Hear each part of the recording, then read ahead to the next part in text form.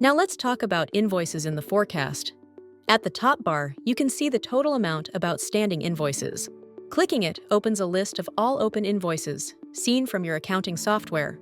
Once an invoice is paid and reconciled, it is removed from the forecast, and the payment appears in the history. The invoice table includes 2 date columns.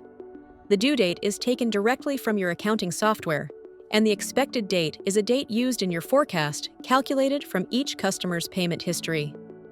You can edit the expected date. Split the invoice into installments.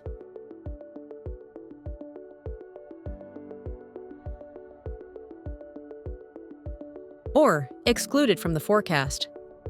If the expected date passes, Cashflow Frog automatically pushes the invoice forward, so it stays in the forecast. By default, 1 day at the time. You can adjust this rule in the Settings section at the top bar on the Invoices screen. Invoices that are more than 45 days overdue are automatically excluded. This threshold can also be changed or turned off in the same Settings section. Expected dates are calculated automatically, but you can override them. In the Settings section, you can set custom rules per customer, such as due date plus 10 days.